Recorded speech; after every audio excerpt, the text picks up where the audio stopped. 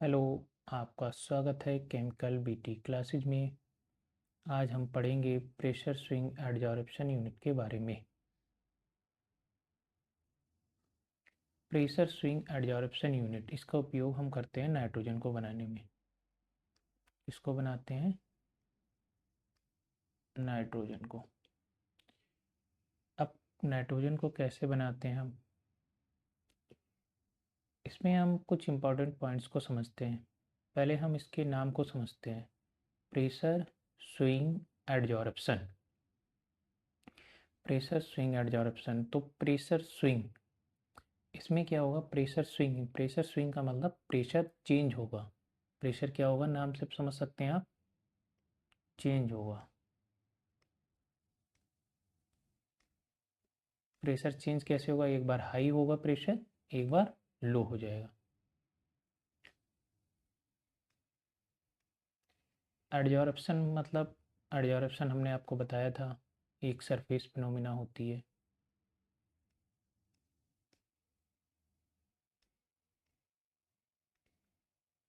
Adsorption एक surface phenomena है।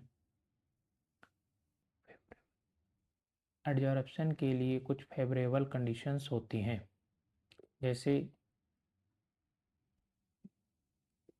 Low temperature, high pressure,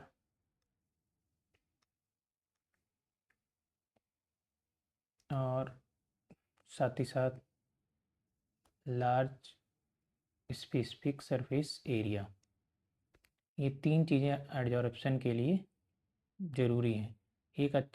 एक सरफेस पर अच्छा एडजॉर्प्शन तभी होगा जब जो गैस है उस वो हाई प्रेशर से फ्लो हो रही हो, उसका प्रेशर हाई हो, उस गैस का टेम्परेचर लो रहे, और जो हमारा एडजॉर्बेंट है, उस जो हमारा एडजॉर्बेंट मटेरियल है उसमें क्या हो, लार्ज स्पेसिफिक सरफेस एरिया हो, यानी उसमें कई सारे पोर्स हों। जैसे कोई भी सॉलिड पार्टिकल ऐसा है हमारा, तो उसकी सतह पे बहुत सारे छोटे छोटे से छेद होने चाहिए,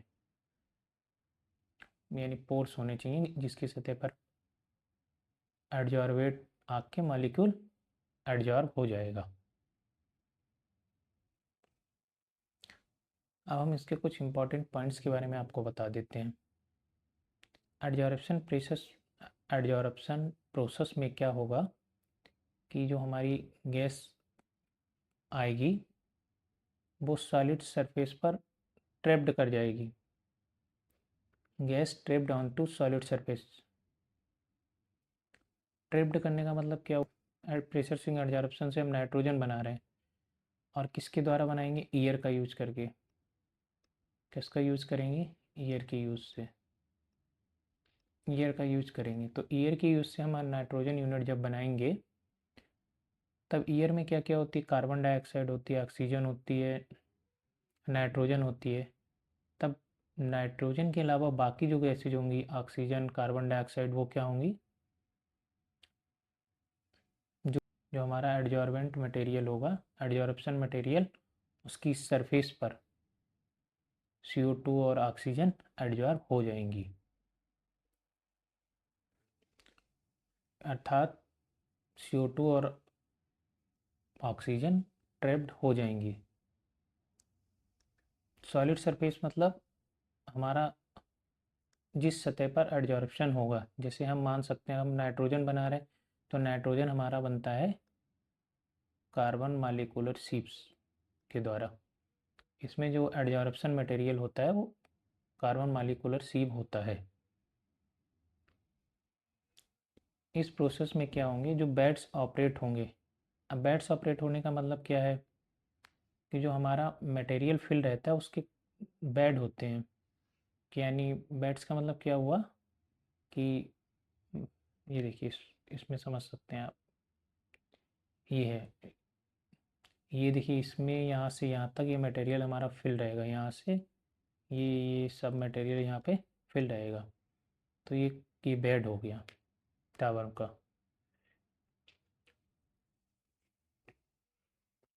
ये जो बेड होगा वो आइसोथर्मल कंडीशंस पर रहेंगे, अर्थात इस प्रोसेस में हीट ना ज़्यादा रिलीज होगी ना ज़्यादा हीट एब्जॉर्ब होगी। यूज ऑफ बल्ब्स, इस बल्ब्स का प्रयोग इसमें बहुत ज़्यादा प्रोसेस में इम्पोर्टेंस रहता है।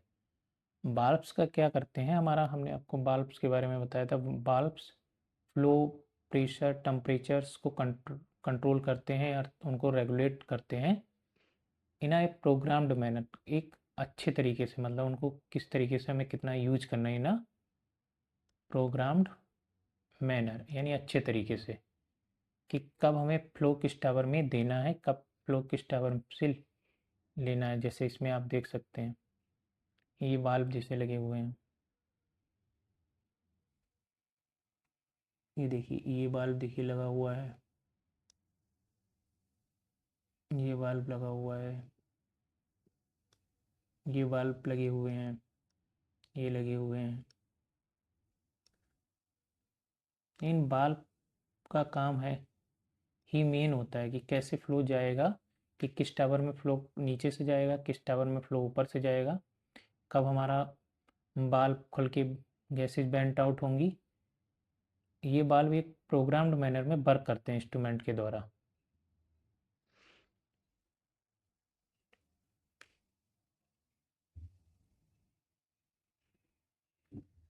नेक्स्ट पॉइंट हम पढ़ते हैं।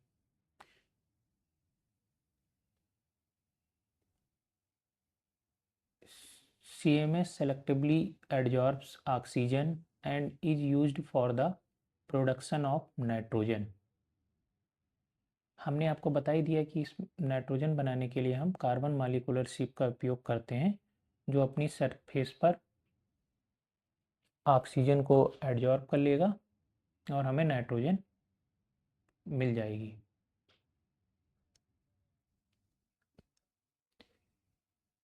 एडजॉर्प्शन वाले मटेरियल कौन कौन से होते हैं जो एडजॉर्प्शन प्रोसेस करते हैं, जैसे carbon molecular ship, silica gel, activated carbon, zeolite, activated carbon, silica gel. Silica gel हमारा मॉइस्चर को एडजॉर्ब करता है, एक्टिवेटेड कार्बन जो होता है ऑयल, ग्रीस और ऑर्गेनिक गैसेज को एडजॉर्ब करता है। जियोलाइट हमारा नाइट्रोजन को एडजॉर्ब करता है, जबकि कार्बन मॉलिक्यूलर शिप हमारा ऑक्सीजन को एडजॉर्ब करता है। एप्लीकेशंस क्या क्या होती हैं एडजॉर्ब, इनका पीएसए यूनिट का उपयोग हम नाइट्रोजन के बनाने में करते हैं, ऑक्सीजन के प्रोडक्शन में करते हैं, क्योंकि ऑक्सीजन हमारी मेडिकल लाइंस में बहुत ज़्यादा यूज होती है। हाइड्रोजन के प्योरीफिकेशन में कहते हैं, जो स्टीम रिफॉर्मिंग प्रोसेस के द्वारा हाइड्रोजन गैस बनती है, उसका जब प्योरीफिकेशन करना होता है वह भी हम प्रेशर स्विंग एडजॉर्प्शन की मदद से ही करते हैं। ये प्रेशर स्विंग एडजॉर्प्शन यूनिट कुछ केस में अच्छे से वर्क नहीं कर पाती। कब वर्क नहीं कर पाएगी, जब गैसेस जो है वो बहुत ज़्यादा, काफ़ी गैसेस का मिक्सर होगी।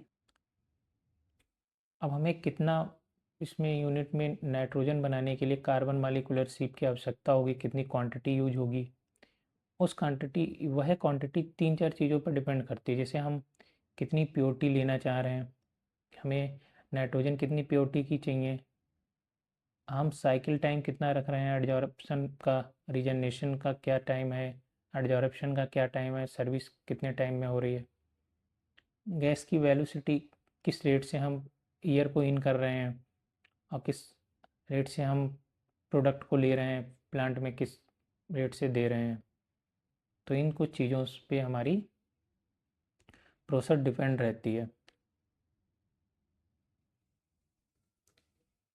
Pressure swing adsorption unit 4 basic steps पर डिपेंड करती है।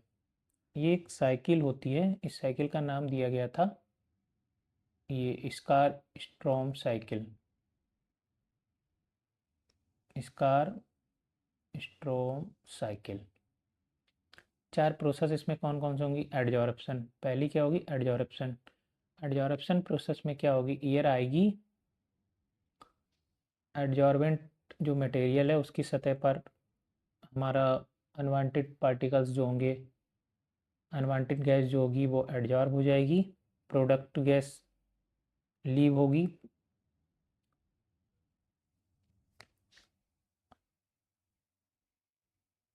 The air flows at a higher pressure through the bed.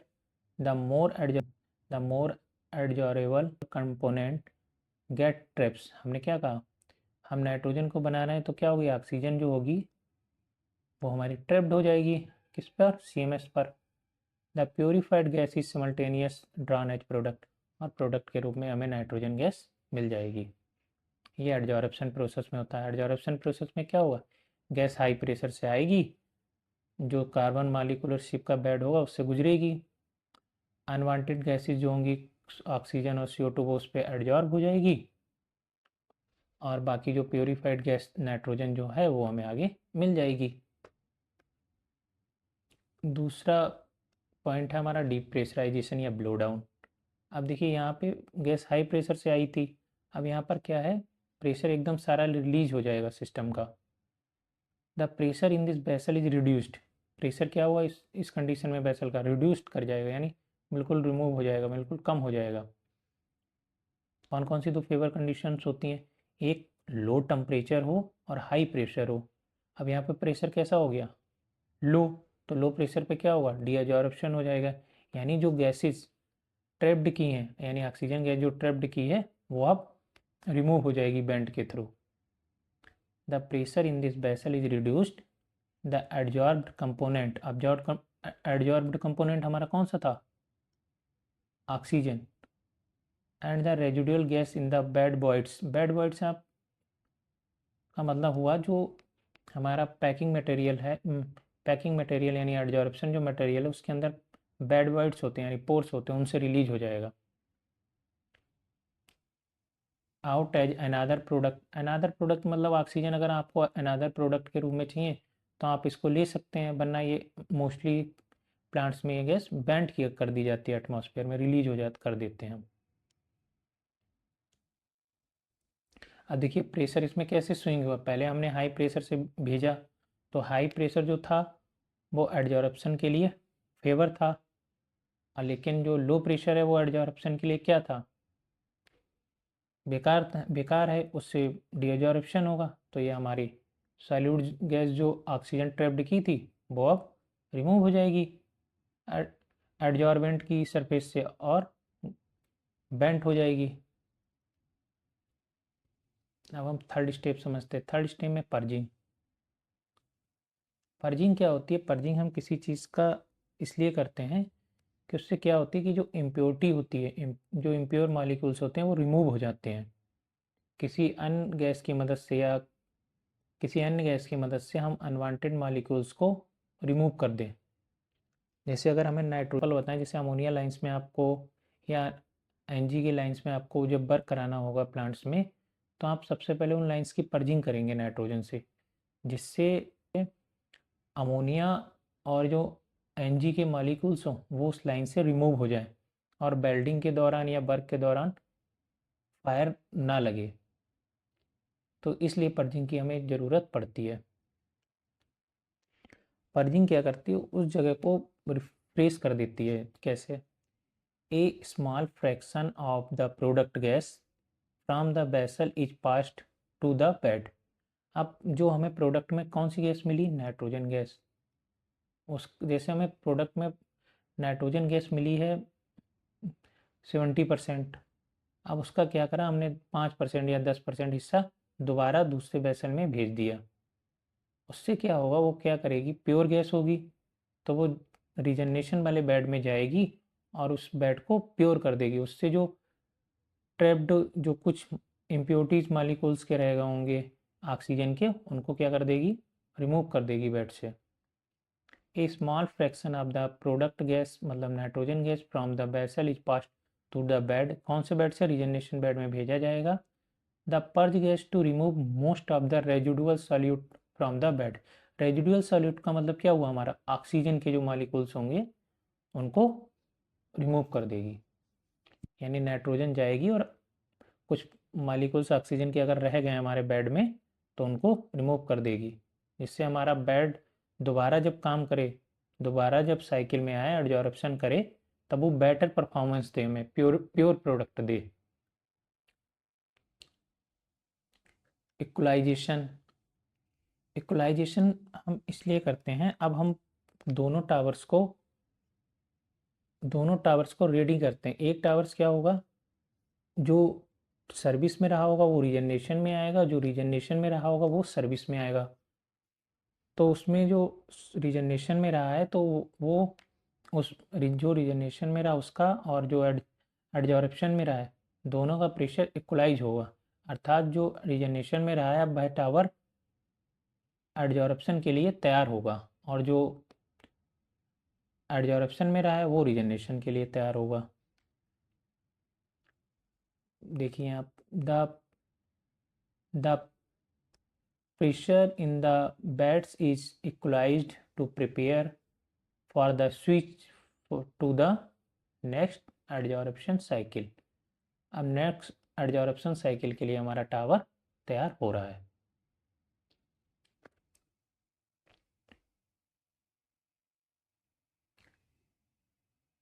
रीप्रेशराइजेशन और इक्वलाइजेशन ये आपस में एक ही हैं। इसमें क्या होता है, अब ये टावर जब आधा प्रेशराइज हो जाएगा, जैसे हमारे प्रोसेस अगर 8 kg प्रेशर पे चल रही है, 8 kg प्रेशर पे चल रही है, तो इसका इक्वलाइजेशन में 4 kg प्रेशर दोनों वेसल का हो जाएगा। अब रीप्रेशराइजेशन में क्या होगा, पूरा फीड जिसका एडजॉर्प्शन जिस टावर में होना है, उसका प्रेशर हम 8 kg तक ले आते हैं। Feed is supplied into the adsorption vessel to raise its pressure to that of the feed. यानी हमारा जो फीड का प्रेशर है, जिस प्रेशर पर एडजॉर्प्शन होना है, उसके बराबर हम प्रोसेस का प्रेशर ले आते हैं। Feed is supplied into the adsorption vessel to raise its pressure to that of the feed pressure तक। No product is drawn during this step. इस स्टेप के दौरान प्रोडक्ट हमें नहीं मिलता है। प्रोडक्ट हमें किस प्रोसेस में मिलता है, जब एडजॉर्प्शन होगा तब हमें प्रोडक्ट मिलेगा।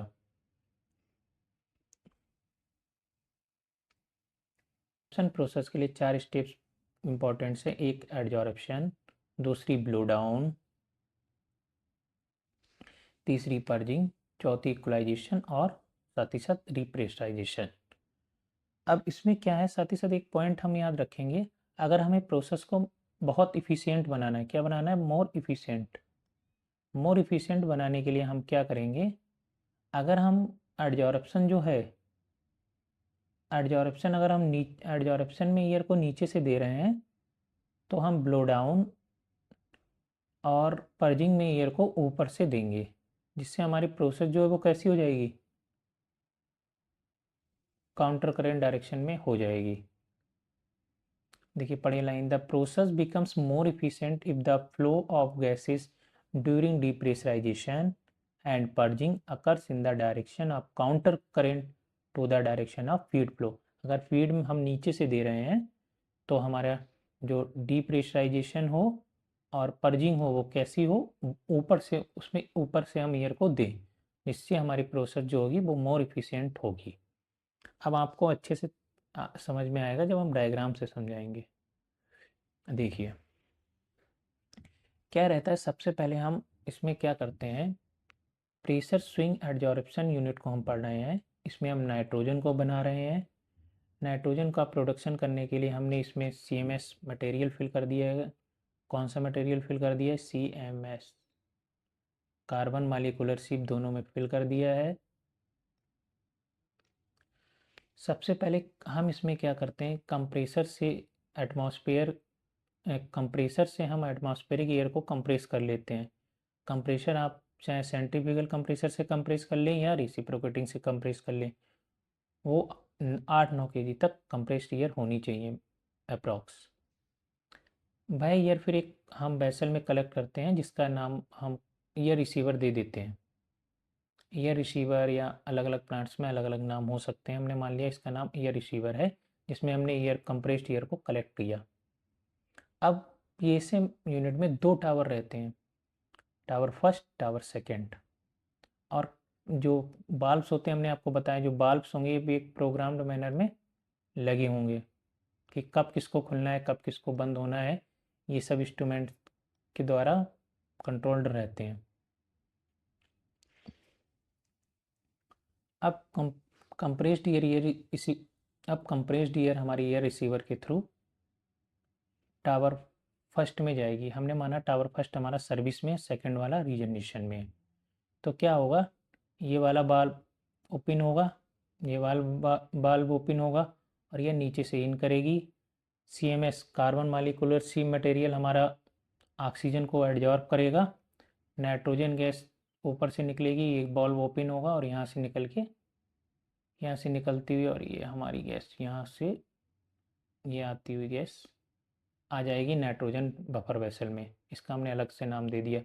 फिर ये गैस क्या करेंगे हम, ये गैस प्योर गैस है, नाइट्रोजन इसको हम आगे एक और बाल्ब लगा रहता है उसके थ्रू ये फ्लो कंट्रोल करता है कि हमें आगे वाले जो मेन वेसल उसमें कितना कलेक्ट करना है नाइट्रोजन को। तो ये फ्लो मीटर की सहायता से हम इस बाल्ब को खोलते हैं और नाइट्रोजन वेसल में कलेक्ट करते रहते हैं और प्लांट में इसकी सप्लाई जितना देना रहता है उस बेस पे हम प्लांट में सप्लाई दे देते हैं। तो ये है हमारी नाइट्रोजन ऐसे गई। अब दूसरा काम क्या हुआ, ये था टावर हमारा किसमें, रीजनरेशन में, हमने माना किसमें था, रीजनरेशन में। अब रीजनरेशन में क्या हुआ, हमने आपको बताया अगर सर्विस कौन सी होती है, पर्जिंग, तीसरी स्टेप्स होती है हमारी पर्जिंग की। पर्जिंग के कैसे करते, देखिए नाइट्रोजन जो हमारी प्योर नाइट्रोजन यहाँ से मिली थी उसका एक पार्ट हमने देखो ये भेजा, यहाँ से ये जाएगा, जिसका रीजनरेशन होगा उसका बाल्ब ये खुलेगा, उसके जाके ऊपर से जाके पर्ज करेगा, पर्ज करके यहाँ से आके इस बाल्ब ये बाल्ब ओपन होगा, यहाँ से निकल के ऐसे ऊपर बेंट हो जाएगा। तो इस प्रकार से हमारी जो ये रीजनरेशन में जो टावर चल रहा है उसकी पर्जिंग हो जाएगी। रीजनरेशन का मतलब क्या हुआ, उसमें रीजनरेशन टावर का मतलब तीन चीज़ें, उसमें डीप्रेशराइजेशन होगा, पर्जिंग होगी और फिर से इक्वलाइजेशन और रीप्रेशराइजेशन होगा।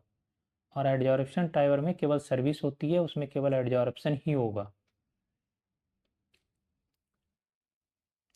ये इसमें देखिए अब पर्जिंग आप एक बार फिर से समझ लीजिए, जैसे compressed air eye ear receiver में, ईयर रिसीवर से हमारी नीचे से इन करी, कार्बन मालिकुलर शिप ने हमारे कार्बन मालिकुलर शिप का बेड यहाँ पे है, उसने हमारा क्या किया, ऑक्सीजन को एब्जॉर्ब किया, ऑक्सीजन एब्जॉर्ब हो गया, नाइट्रोजन प्योर मात्रा में बनी और वो यहाँ से होती हुई इस पॉइंट से होती ये दूसरे वेसल में कलेक्ट कर ली।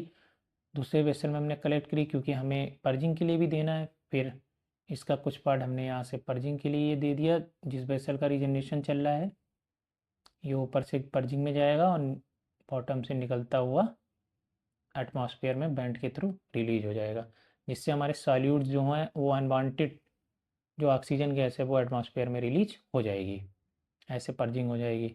अब बाकी जो बचा प्रोडक्ट है वो यहाँ से फ्लोमीटर से जितना हमें लेना है वो मेन नाइट्रोजन बेसल में कलेक्ट होता रहेगा और साथ ही साथ उसकी सप्लाई प्लांट में जाती रहेगी जहाँ जहाँ प्लांट में यूज करना होगा।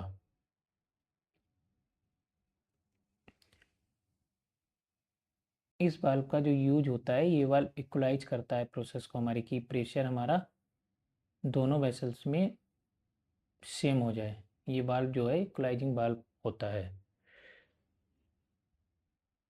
नाइट्रोजन बफर वेसल का यूज यही है कि ये हमारा एक पार्ट को एक पार्ट नाइट्रोजन का पर्जिंग के लिए देता है।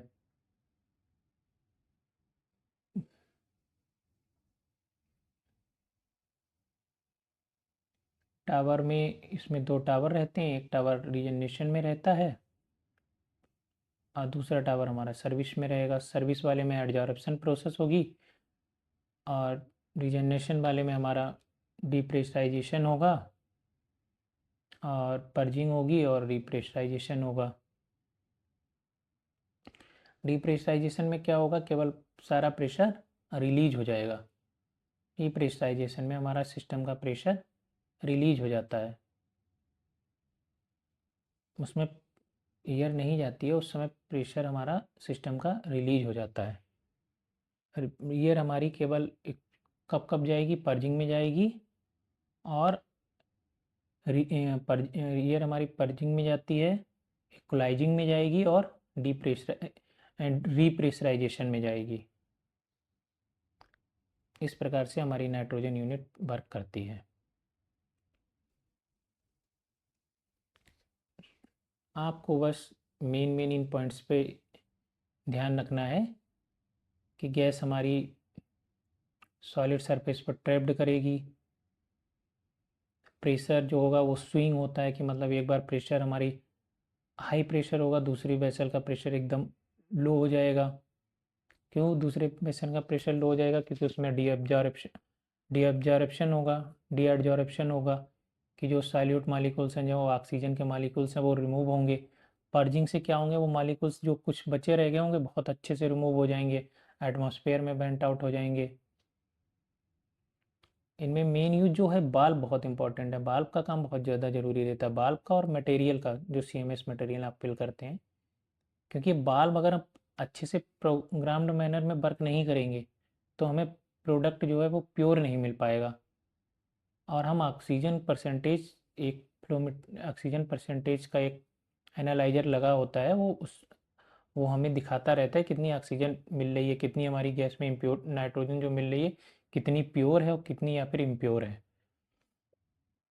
इसमें बाल्ब्स का और कार्बन मॉलिक्यूलर शिप जो मटेरियल है, इन दोनों का बहुत बड़ा रोल रहता है। अगर बाल्ब अच्छे से प्रोग्राम्ड मैनर में ऑपरेट नहीं होंगे तो क्या है, तो हमारा प्रोडक्ट अच्छा नहीं मिलेगा। कार्बन मॉलिक्यूलर शिप का जो बेड है वो अच्छे से सेट नहीं होंगे, वो अच्छे से वर्क नहीं करेंगे तो भी हम तब भी हमें प्योरिटी अच्छी नहीं मिल पाएगी। साइकिल टाइम अगर कम रखा है, मिनिमम 1 मिनट तो रखना ही चाहिए। अलग अलग जगह पे अलग अलग ये टाइम रहता है। और आपको पता ही है जो एडजॉर्प्शन प्रोसेस है वो हमारी क्या है, एक सरफेस फिनोमिना है। इसके लिए हमें पता रहना चाहिए लो टेम्परेचर और हाई प्रेशर, ये फेरेबल कंडीशन है। इसीलिए एडजॉर्प्शन जो होता है तो हम गैस का प्रेशर क्या रखते हैं, हाई रखते हैं।